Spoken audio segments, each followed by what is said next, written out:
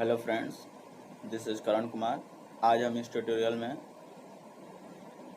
देखेंगे कि जो हमने इससे पहले कम्प्लीमेंट्री फंक्शन जो फाइंड करने के लिए सीखा था, उसमें हमने सिंपल CF निकालना सीखा था। बट अब हम इस ट्यूटोरियल में कैसे किसी पार्टिकुलर सॉल्यूशन निकाला जाता है उसको हम इसमें देखेंगे। ठीक है, जैसे कि क्वेश्चन 1 है आपका फर्स्ट। सबसे पहले हमें ये जानना है कि पार्टिकुलर सॉल्यूशन क्या होगा, मतलब कैसे होगा।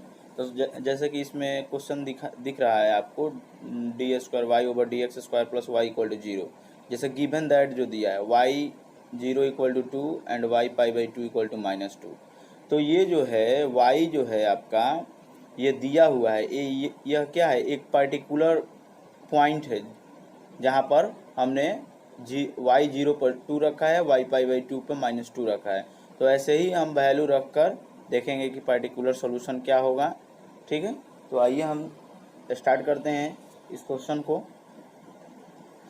तो सबसे पहला क्वेश्चन हमारा ये है कि d² y/dx² + y = 0 given that y of 0 = 2 and y of π/2 = -2। तो हमें ये दिया हुआ है। तो सबसे पहले हमें इसमें CF फाइंड करना है। ठीक, तो we have d² y/dx² + y = 0। The given equation can be written as, जैसे कि आप प्रीवियस लेक्चर में आप देख पाए होंगे कि जो ये d² y/dx² को कैसे d² लिखते हैं। ठीक, तो the given equation can be written as d² + 1 × y = 0। The auxiliary equation is m² + 1 = 0, यानी कि m² = -1 और m = ± आयोटा हो जाएगा। CF क्या होगा आपका, ± आयोटा है, यानी कि ये केस थर्ड है और e⁻0 x × c1 cos x + c2 sin x है। अब PI 0 है, RHS 0 है, hence the complete solution is y = CF + PI। y = c1 cos x + c2 sin x, ये इक्वेशन फर्स्ट मान लिया। Using y = 0 = 2 at x = 0 in equation first. अब first में हमने इसका वैल्यू पुट किया, तो y के जगह पर क्या रख दिया, 2 रख दिया, और c1 cos x के जगह पर 0 और c2 sin 0, यानी कि हमें c1 मिल गया 2।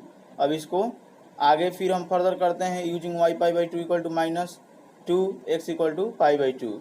तो y के जगह -2 रखे और x के जगह π/2 रखे, यानी c1 cos π/2 + c2 sin π/2। तो आपका यहाँ से c2 आ गया -2। उसके बाद equation first and second put in equation 1, hence the particular solution is y = 2 cos x - 2 sin x।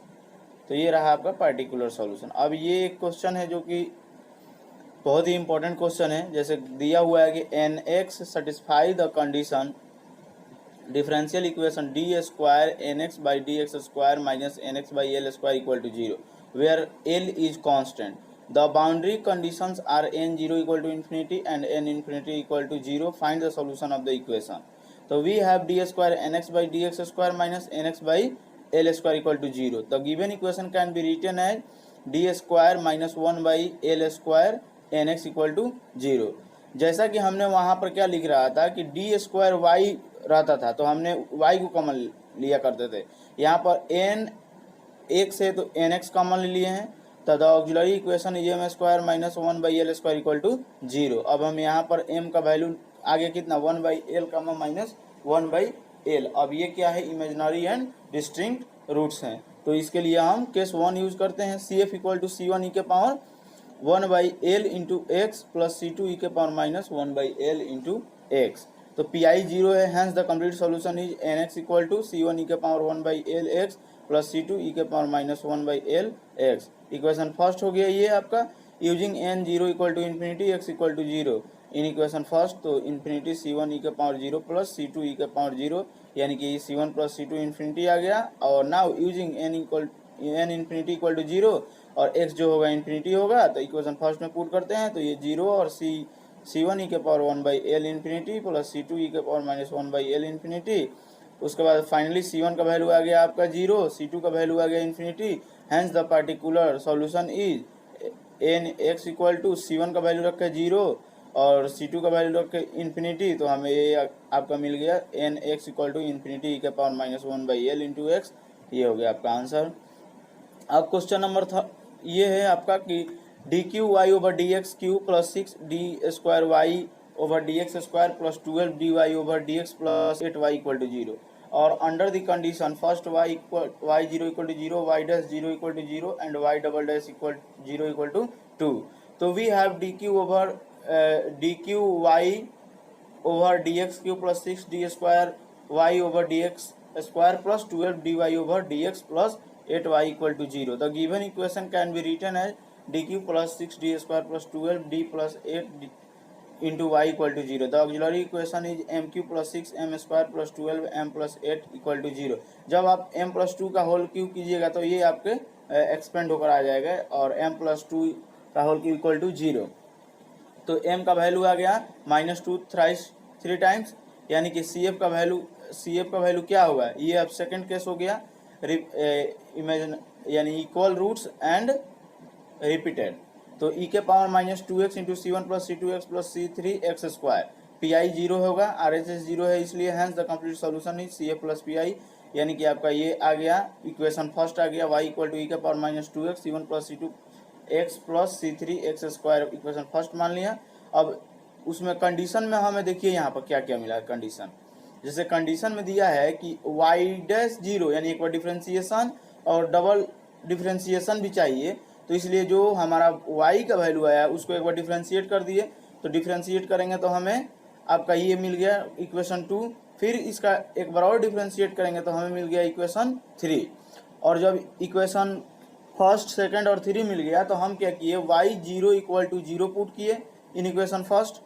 इस फर्स्ट इक्वेशन में मैंने y का वैल्यू 0 रखा और y0 इक्वल टू 0 रखा और x का वैल्यू 0 रखा। तो यहाँ से हमें क्या मिल गया, C1 मिल गया, C1 इक्वल टू 0 और using y dash 0 equal to 0 in equation 2।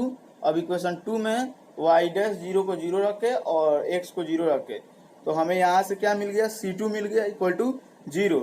और वैसे ही हमने y double dash 0 equal to 2 रखा है इन इक्वेशन थर्ड में, तो हमें C3 का वैल्यू मिल गया 1।